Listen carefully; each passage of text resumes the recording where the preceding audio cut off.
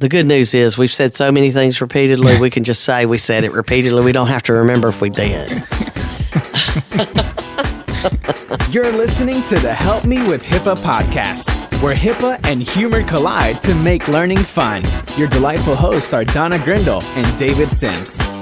Relax, HIPAA help is on the way. Thank you for that intro. My name is David with Security First IT and HIPAA for MSPs. And joining me as always is Donna Grindle of Carton. Good morning, Donna. Good morning, David. How are you? Are you better this week? Hey, I am healing and improving. You are sounding better. I know. It's amazing what happens when your sinuses heal. Yeah. And the process in between, right? Yeah, I got that one stitch still left in my throat that's driving me crazy, but otherwise I'm good. All right. So I do not recommend reaching back there and yanking it out. It's not really good. Yeah. All right. So let me remind listeners, if you want to be featured as one of the intros to the podcast, go to our webpage, helpmewithhipaa.com, and scroll down, and you'll see a place there where you can record your intro, and just follow the same format we have there with who you are and where you're from, and just say you're listening to the Help Me with HIPAA podcast. And we may include that in the beginning of one of our shows. Yeah, I know. Then you take that show and make it be the one that you share with everybody you know. Exactly, because they'll be like, oh my gosh, you're a celebrity. That's right. We got to build this listener base, people. Let's help us out. Help a brother out. Help a sister out. Help a brother out. All right. Help the brother and sister out. All right, so where are you going to be coming up in April? Oh, I'm going to be at the Society of OMS Administrators, SOMA, I think is what they're called. They just changed their names from JAWS. So they had me last year as a keynote speaker, and this year they're having us do a half-day workshop prior to the start of the conference, which then lets us, be able to be exhibitors and hang out with everybody afterwards. I get the whole conference to have fun. Cool. That's in Savannah. And interestingly, been talking to a lot of those groups that are specialty groups instead of across the board. More and more of the specialty groups I've been talking to. It's just cool. Mm-hmm. I like it because then you can focus on so many different aspects of what their business is when you're working with them and talking to them. Cool. And then in March, we have the first session of the HIPAA Boot Camp. Boot camp. So I think this episode released on February 1st. So that means we're in the month that the early bird pricing will end, which will be February the 20th. The clock is ticking, people. Yep. Get her done. Yep. So if you're interested, get in there.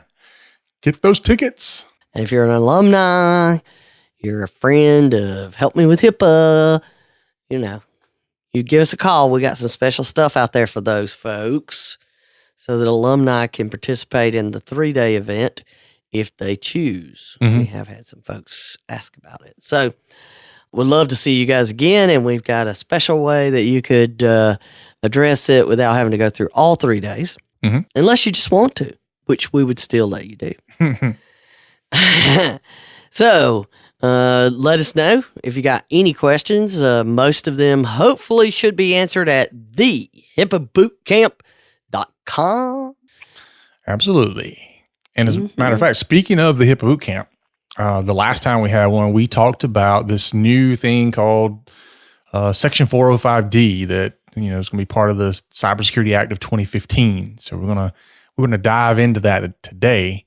But they called for adapting our critical infrastructure to better handle cybersecurity issues, and having a private-public partnerships, and creating task force to really look at this more deeply and try to come up with a way that the health industry could better secure the cyber and manage threats and all that good stuff. So they did a fantastic job in this document. So we're gonna take a look at that in today's episode. Yeah, I'm very excited about it. It is called the Health Industry Cybersecurity Practices, Managing Threats and Protecting Patients report, or guide, or whatever But they, everything has to have an acronym. And this acronym is HICP. I guess we could call it HICCUP. I don't know. HICCUP. We may call it HICCUP because I can't come up with any other way to say HICP, and it doesn't just roll off the tongue that way. HICP. So, HICP. Do your HICP with your HIPAA. Yeah, like chickpea, HICP. Yeah, that's all I'm saying. There you go. Yeah. Anyway, this guide is really, really awesome, and we had been looking for it. And they had promised that we were going to get it in December. So we're like watching for it. And then, the holidays hit and my surgery was all this stuff. Thing comes out on December 28th. They did it. Boom. I know. Kudos for you for making it happen to get it out in December as promised. And we, heard about it and heard some of the information about it back in the NIST security conference that we checked out. And HHS there, they stated, here's our objectives for this publication. It says, this publication is the result of a collaborative work HHS and its industry partners embarked on more than a year ago, namely the development of practical, understandable, implementable, industry-led, and consensus-based voluntary cybersecurity guidelines to cost-effectively reduce cybersecurity risk for healthcare organizations of varying sizes, ranging from local clinics, regional hospital systems, to large healthcare systems. Boom. Wow. That's one sentence, people. I'm just saying. That's one sentence. That's a big run-on sentence. I know, it's one sentence. But that's quite a lofty goal. And, from what I see, I think they've really, as close to perfectly attained it as you can, considering all of those requirements. Now, granted, I often get told that things that make complete sense to me do not make sense to others. So we're going to have that input. That's what we got the show for today. I'm going to break it down for me. But I do want to make a point that kudos definitely go to the co-leads of the task force because they were really driving things. And that is Eric Decker, Health Sector Coordinating Council co-lead. Yeah. So he's on the public side. He's the Chief Security and Privacy Officer of the University of Chicago Medicine. And, we saw his boss talking at the NIST conference. And then Julie Chua is the Government Coordinating Council co-lead. And she is Risk Management, Office of Information Security, Office of the Chief Information Officer at HHS. Wow. Mm-hmm. That's a big email signature right there. I know, right? But we do want to give them kudos because I know, you and I don't have time to participate in these kind of things. And I'm sure that it was very much a time-sucking thing for it to be as successful as it appears to be. Mm-hmm. Yep. Let's take a look at the guide. We'll open the book, so to speak. Yeah, but so the interesting part is as it started out, they set forth some pretty specific requirements of the document, that the task force would accomplish. And so we're going to get into what those three are, which I think is pretty interesting in and of itself that they can even try to accomplish these three goals together. Well, they basically took that giant sentence and made it a little bit more, at least you could follow it. So it starts with a common set of voluntary, consensus-based, industry-led guidelines, best practices, methodologies, procedures, and processes to achieve three core goals. Okay. Go. All right. So number one, cost effectively reduce cybersecurity risk for a range of healthcare organizations. Boom. All right. So already I'm going, okay, cost effectively and reducing cybersecurity. I don't know. Yeah. How you make that happen? Yeah. Then number two, support the voluntary adoption of and implementation of its recommendations. All right. So here we go again with voluntary adoption. I know that always scares me, but We've seen the results of voluntary adoption too many times. Yeah. Most people volunteer not to do it. You're right. But yeah, we're going to hope that because this is a thing that many people have asked for, that they will be more induced into volunteering to do it. Can you volunteer and be induced at the same time? Yeah. We call it what is it? Voluntold. Yeah, exactly. And then number 3, the last one, and just to say 1 and 2 and 3 go together. So it's not or, it's and. So Right. And number 3 is and ensure on an ongoing basis that content is actionable, practical, and relevant to healthcare stakeholders of every size and resource level. Dude. There you go. That one right there, just by itself, is like, what? I know. I wouldn't even. That's where I'd be like, oh yeah, I'm not participating in that. I got nothing. Yeah. Well, the great thing about it is it says for an ongoing basis, which means I'm hoping that they're going to continue to develop this over time, and as things change and new threats come out, so we're going to see maybe updates annually or something with this. Yeah, I don't know how that'll work, but I do know that they will be continuing to review things because they said, we're starting with 5 basic common threats. Mhm. So hopefully we're going to see a lot. And there were over 150 members in a combination of private and public sector folks in the healthcare industry as a whole. So you don't know how much everybody did, but that's a lot of input so that you are making sure you're getting input from all these different levels, and the fact that they wanted it to be consensus based, so they wanted everybody to agree. We can't even get a consensus, my wife and I, to go to dinner somewhere. How they got 150 people to have a consensus on 5 items is amazing. You just vote and it's democratic. There you go. Is that what it is? Maybe I'll start that's doing that. We'll just vote for dinner. Yeah, there you go. And who gets 2 votes? That would be your wife. Exactly. So they get 5 common threats that the healthcare industry is up against from a cybersecurity perspective. Mm-hmm. Granted, there are other threats. We're going to just focus on cybersecurity with this. And then they came up with 10 best practices to ensure you are protected from those threats, at least as best as possible. We all know there's nothing perfect. Mm-hmm. Oh, yeah. And then those 10 best practices have what they call sub-practices. So those sub-practices are the actual to-do items.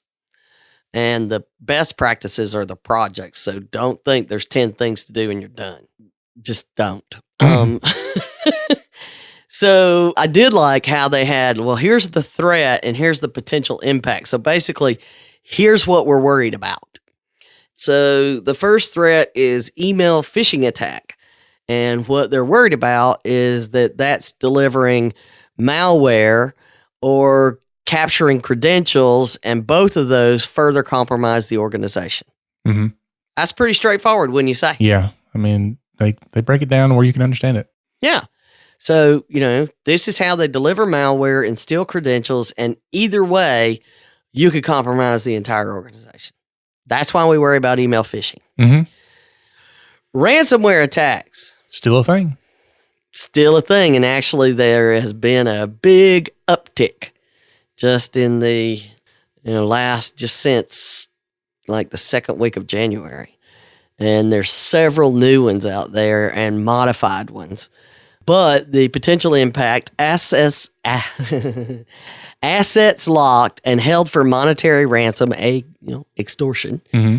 and may result in the permanent loss of patient records. Yeah. And to your point, some of the more recent ransomware things we've seen this month have been talking about ransomware attacks where they're not really asking for ransom. They're just destroying stuff. Yeah, they tell you need to pay, but then once you do, there's nothing there. Yeah. And I've read some articles that they are seeing adaptations of ransomware where not only does it encrypt it, but it also exfiltrates it. And that's the thing we've always been worried about. Mm-hmm. Yeah. And, all these people, well, you don't have to worry about ransomware because nothing else. Let me tell you something. When you do that forensics, you learn amazing things that are going on a network sometimes. And more than once, you hear about people who find out that their network has been hacked for months and they didn't know it. And when the hackers were done, they launched a ransomware attack. Yep. Yeah, ransomware attack means we're done with you. Yeah, we got what we wanted. We're going to get our last little bit of money out of you if we can. So there you go. The next threat, number 3, loss or theft of equipment or data. Yeah, because that's a big deal. Yeah. So breach of sensitive information is what they worry about, and it may lead to patient identity theft. Hello. We talk about that one all the time. And, there's the theft that occurs by an insider and the theft that occurs by a hacker stealing the data. But the loss of the data is the one that drives us insane, because if things were properly encrypted and properly inventoried and managed, we wouldn't see those happening that often. But, this laptop is only used for this one medical device. We don't have to encrypt it. If it moves, Encrypt it. encrypt it. If you can pick that thing up and walk out with it easily, it should be encrypted. Sorry. Done. Mic drop. Number 4, accidental or intentional data loss. And you have to deal with this because you get one disgruntled employee and things are not good. Yeah. Because you have to worry about removal of data from the organization, intentionally or unintentionally, and how it may lead to a breach of sensitive information. Yeah. That And when we talk, That could be your shredding company driving down the road with it, somebody throwing it in the dumpster, your IT guy taking your systems back to their office and working on them. Yeah, all that kind of stuff. Yeah, there's a long list of ways. You could just have somebody steal a spreadsheet full of data and start signing up for student loans with it. Been known to happen. My favorite thing is years ago, this is how well advertising works. Years ago, and I don't remember whether it was IBM or AT&T, and they were advertising, I think it was AT&T. They were advertising about how you had to worry about these things, and it was a guy who was like getting ready for work. They were showing him getting ready for work, and he had his laptop with him through every stage of getting ready for work. Like he's brushing his teeth and his laptop's there, and he's just humming, and then every periodically he'd reach over to his laptop and click on something, and all they would show is delete, delete, delete. And essentially what the commercial was showing was he had all kinds of access, and he was quitting his job, and he was killing everything before he came in. So this is a real problem, and people need to understand it. Because these vendors who have full access to everything, IT vendors, they get one disgruntled employee, and think of how much damage they could do. Yeah, a lot. Right. That's why you have to be nice to people, David. And number 5, attacks against connected medical devices that may affect patient safety. Mm-hmm. Okay, that undermines patient safety, treatment, and well-being easily, which, we talked about the growth of IoT, and that's the medical devices and all these other things. So those are the 5 threats. This is something that we talked about repeatedly, and everything in this guide worries about those 5 threats. And it's a series of documents. There's the main document, and that's what everybody needs to read. Just go read that document first, because it's geared for everybody from executives to the technical people to, even clinical people can read that and really understand what this program is about. And they work very hard to bring home the message that it's the people, that patient safety is the issue and everybody has to participate, which is something we've said repeatedly. Mm-hmm. The good news is we've said so many things repeatedly, we can just say we said it repeatedly. We don't have to remember if we did. But there's a few things that I really, really like about what they have in there. And one of the big ones is they even cross-reference things that make sense to clinical people, Mm-hmm. So They do the things like hand hygiene for cybersecurity. Okay, hello. That clinical people should be able to understand that, and I'm sure they got that idea from me. Because, like, I know, what was it, like 2.5 years ago, more than a year ago, I did a whole thing where I took the CDC infection protection guide or preventing infection guide from the CDC in an ambulatory environment and turned it into took every point and then turned it into a cybersecurity guide and made it be talking about let's don't spread the germs and, things like doorknobs and all of that kind of stuff and how quickly things can spread. So I love that they've got those kinds of things in that main document. And it goes through the 5 threats with cute little pictures and drawings. But then you get down to the nitty gritty, which is what all the technical people want. But I want to encourage the technical people to read the main document. Yeah, RTFM, dude. Yeah, read the whole thing. You don't understand the big picture, and it's very, very important that you understand the big picture of what they're trying to do and the messages you're supposed to be getting out there. So, but the 2 associated technical guides, those technical volumes, they have one version and then a second version. And most technical people, these are like the holy grail to them. Just give me the best practices. Just give me. I'll just go do it. So, but that's these 10 practices they came up with, which are also like 10 different projects, note to self, and then the associated sub-practices, which are the actual to-dos. Mm-hmm. Yes. So the first one is for small healthcare organizations, and then the second one is basically for everybody else, the medium and large. So there's that sizing thing that they do, but they don't just say you decide and pick one. They give you a matrix to determine which one you are, and so don't just assume you're going to be a small one. And if you're an MSP, read both of them after you've read the main one. Yeah. Don't just skip to these.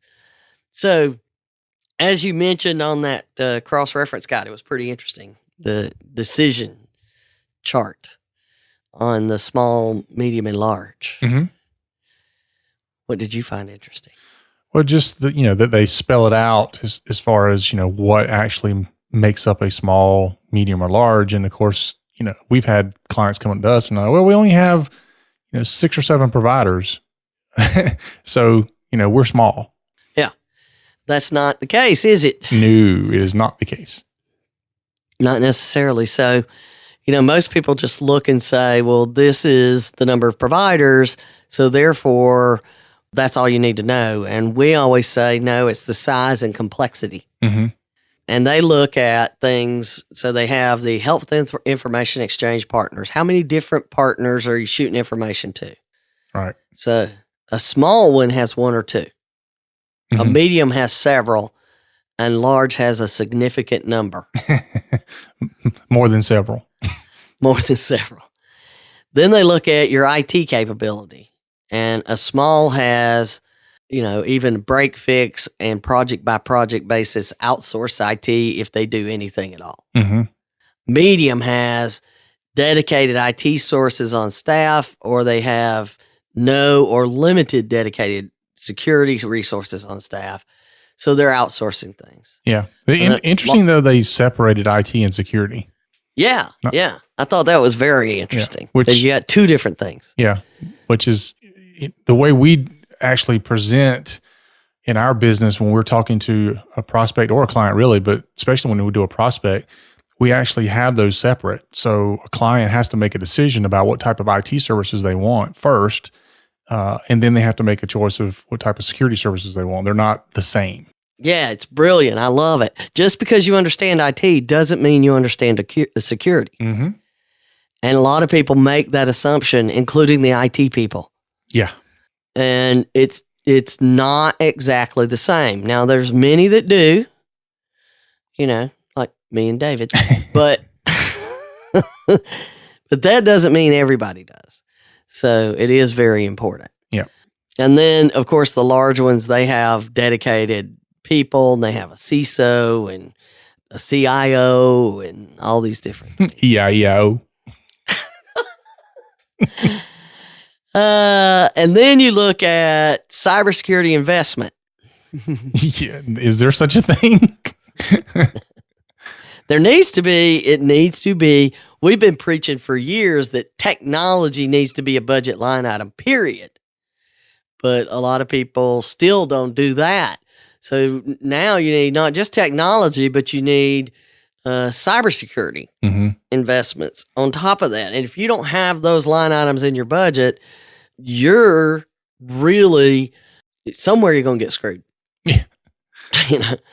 So the cybersecurity investment, small organization, non-existent or limited funding. Mm-hmm.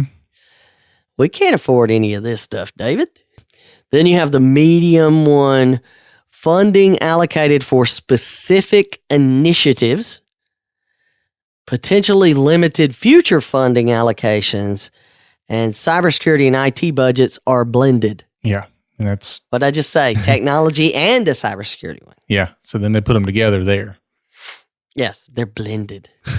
It's a blended family. It should be, but not often. I know, right? And then, of course, you've got a dedicated budget with a roadmap and all kinds of stuff in the large organizations. Yeah. So those are what they consider common attributes that you evaluate first for small, medium, and large. Mm-hmm. They didn't jump right to how many providers do you have? Yeah. Interesting, isn't it? It is, because we'll cover the provider size next, but I really do think that, as they've shown here, the provider size is something that should be considered down the list and not first. Right. Because then they say, okay, how many providers? And then they have a separate list if you're acute or post-acute care organization, and then if you're a hospital. Mm-hmm. So you depending on what type, how you count, everybody counts differently in those types of scenarios. So we're going to worry about just the provider. 1 to 10 physicians is small, and acute to post-acute is 1 to 25. And then, of course, hospitals, they count beds, and a small hospital is 1 to 50. Mm-hmm. But then they point out complexity. Yeah, and Did we just say that? This is where Size it gets you a and little complexity. Bit. I know, right? I only have 5 providers, so I don't have to worry about anything. Yes, but it also says single practice or care site in complexity. And then a medium one has multiple sites in extended geographic area. Yep. There you go. Mm-hmm. I just moved up. Yeah, we see that a lot. They have 5 providers in 2 or 3 locations. Yeah. So, and that's one of the things we take into account with our pricing, is because we know if there's multiple locations, there is more complexity. Mm-hmm. A lot more. And once you have so many providers, there's more complexity. So there's a lot more to it than just what most people think about. So 11 to 50 physicians is medium, and then over 50 is the big one. And then when you're looking at acute care, 500, and hospitals, the break point to go to large is over 300 beds. So clearly, when we caution you not to assume you're small, because they also have a section called Other Organization Types. Interestingly enough, small is blank in this area. But under medium, they say practice management organization. So that's like those PHOs and organizations that, you basically sell to us, outsource to us managing your practice, and you can just worry about treating patients. And we know that doesn't work exactly like that, but that is what they sell. Managed service organizations. Hello. Mm-hmm. Smaller device manufacturers, smaller pharmaceutical companies, and smaller payer organizations. So they're making it clear there that small can be medium. So in many, many cases, those that start looking at this thinking they're small will quickly see that more of their business definitions land in the medium column than in the small. Yep. So we still That's don't all know I'm if size matters or not at this point.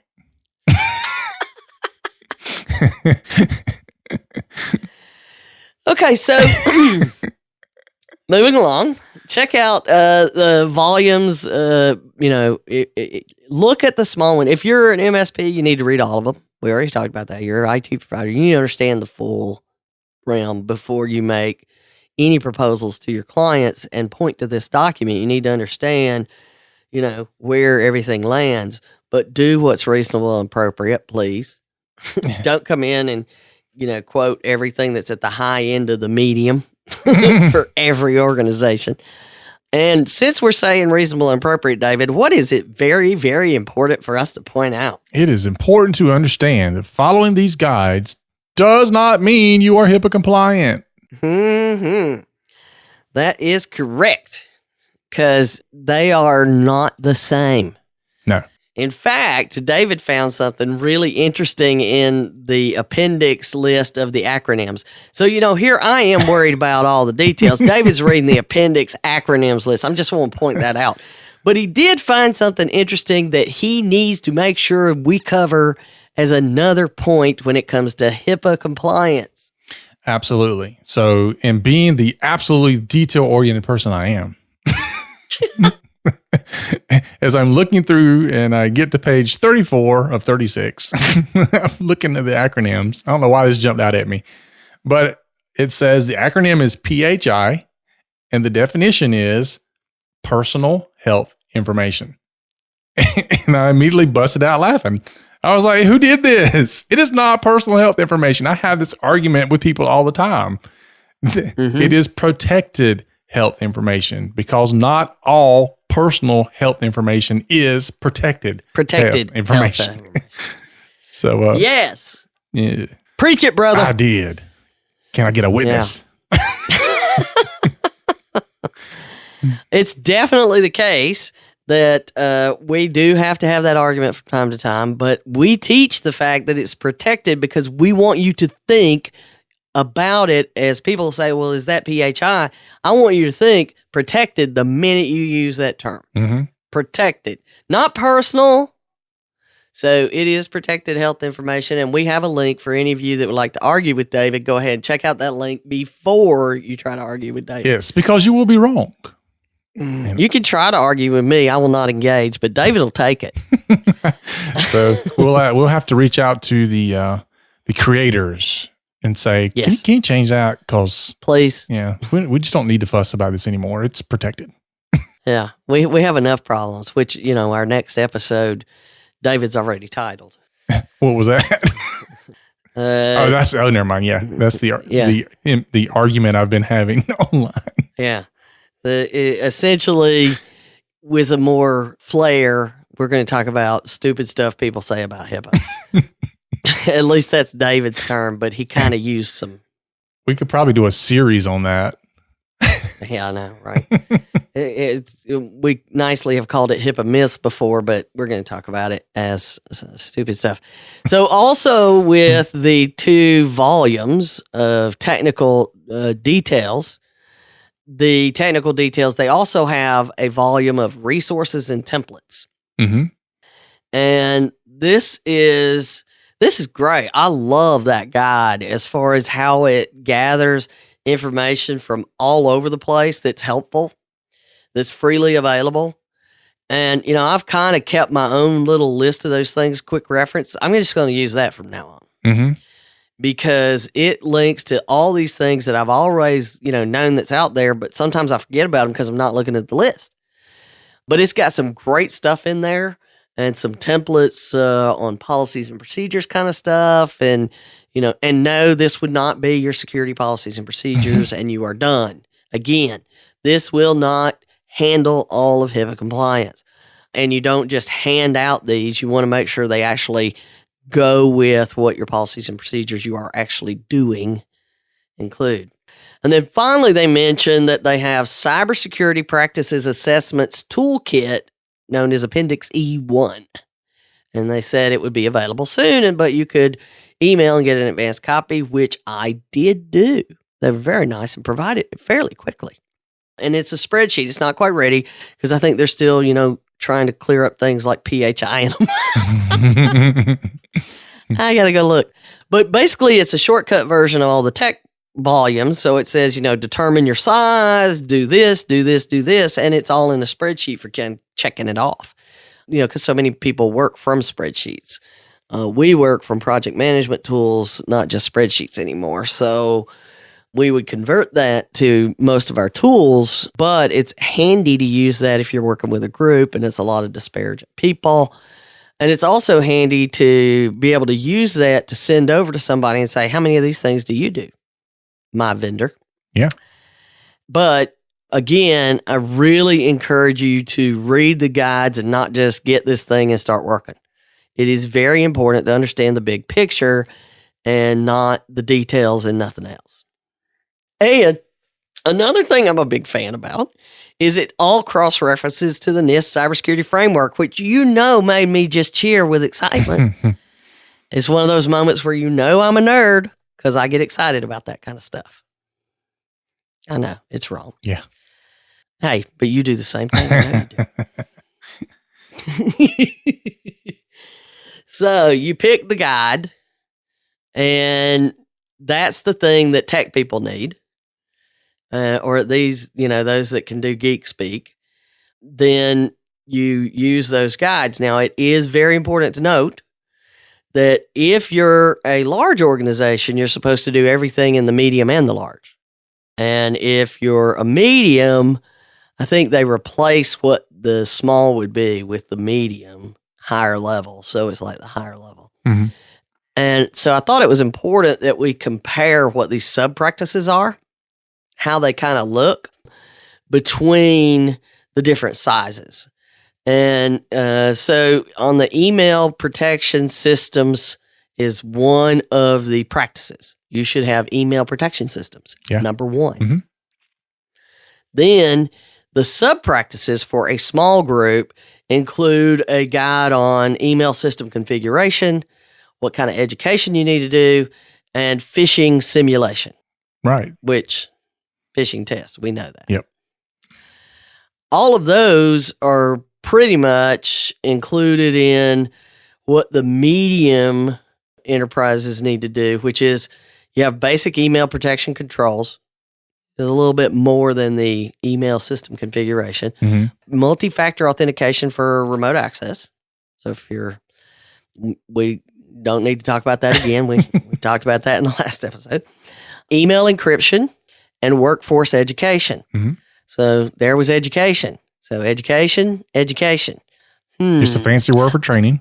I know, right? And then in a large organization, so you do everything in the medium, and you do advanced and next generation tooling, digital signatures, and add in analytics-driven education where you're really looking to see what's working, what's not working.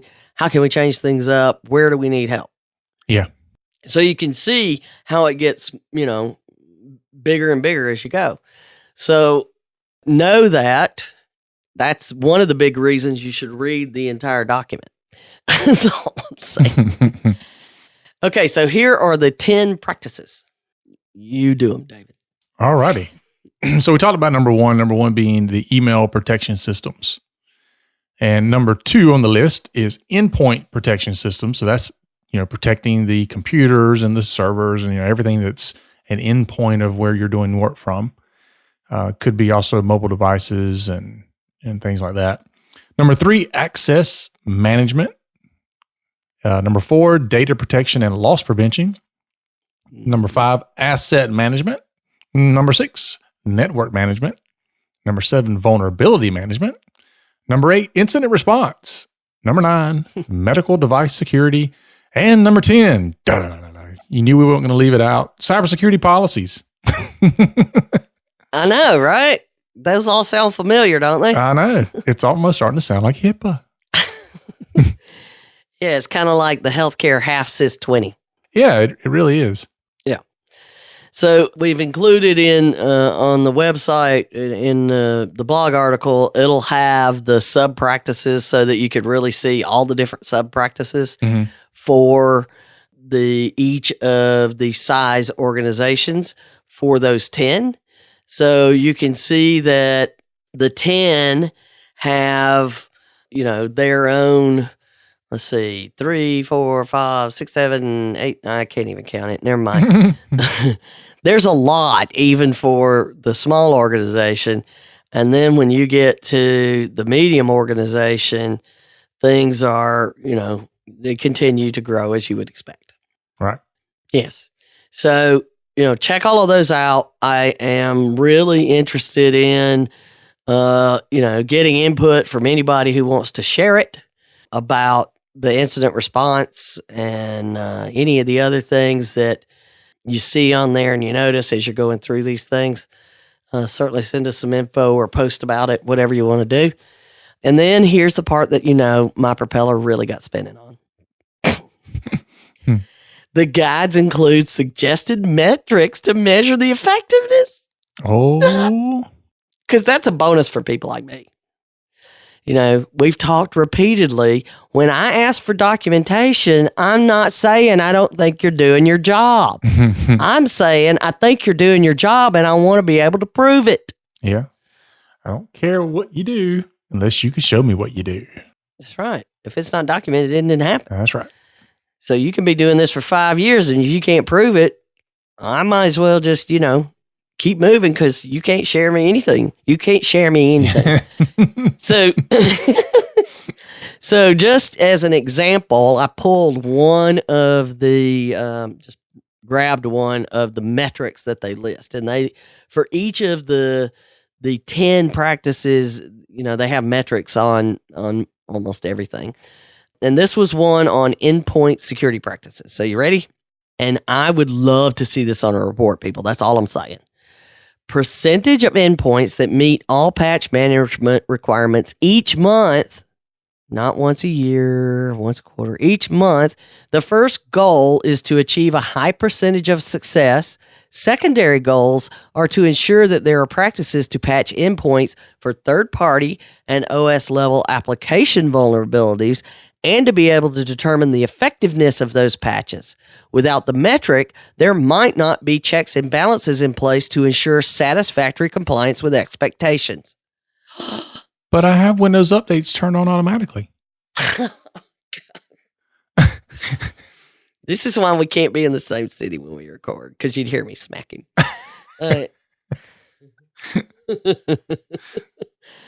So when you are reviewing these things, implement everything, including worrying about the metrics and the reporting so that we can prove these things are being done. Mm-hmm. There are organizations out there that, are working on these data breach laws and the privacy laws and all of those kind of things. And the way those are starting to turn is, if you can prove that you have been meeting things like the NIST cybersecurity framework and you've got documentation to show it, or the SIS-20 or HIPAA or whatever, and you can show you are actively doing everything you can, things can still go wrong, but it will give you a bit of a safe harbor to protect you from some of the lawsuits that are out there. And I think that the cybersecurity insurance is going to start doing the same thing. Mm-hmm. What about you, David? Oh, yeah, absolutely. In fact, we're working on an interview to talk about cybersecurity insurance. But that's not for today. It's another day. For today, I think we've covered a lot of this. We could certainly do deep dives we could do an episode about each one of the practices. Yeah. That there's that much detail and there's that much stuff in there that you can evaluate and figure out what's reasonable and appropriate. So please, there's no excuse for not taking this guide and implementing what's reasonable and appropriate of the practices and sub-practices and the metrics throughout 2019. Yep. So here's February 1st. Plan it out. And if you need some help, give us a holler. Holla, girl. Holla back, girl. Because that is what we do for a living, is help people do these kinds of things, and the documentation and the analysis and the decisions. So I'm just saying, we figure out where's the best place to spend your money. We just podcast to give us an excuse to talk to each other. I know, right?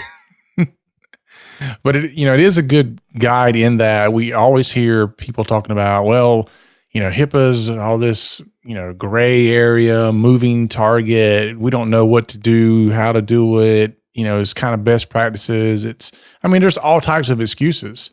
And more we are seeing things coming out. And this is a great one where it says, look, these are the things we're asking you to do. This is not HIPAA, but it's about healthcare security. And so if you're doing these things, because you remember, HIPAA is not about compliance, but if you're doing the things around privacy and security, then you've taken a giant leap forward in your compliance program. A giant leap for mankind. Yes, and a small step for me. All right, folks, that is our show for today. I want to thank you for listening. Remember, share us out on your favorite social media and rate us on our podcasting app. Go check it out. It's pretty cool. And I can't rate it myself but one time, so otherwise I'd keep doing it. Anyway, make sure you help us spread the word, and always remember, share your questions and ideas. And remember, for Donna and myself, that HIPAA is not about compliance. It's about patient care. You've been listening to the Help Me with HIPAA podcast, hosted by Donna Grindle and David Sims. The show created to help you with HIPAA. For more information or to ask us a question, visit our website at helpmewithhipaa.com. Neither Donna Grindle or David Sims are attorneys, and they do not offer binding legal advice concerning regulatory compliance. The information in this podcast should not be relied upon or construed as legal advice in any way. Consult your attorney for legal advice concerning compliance with HIPAA regulations.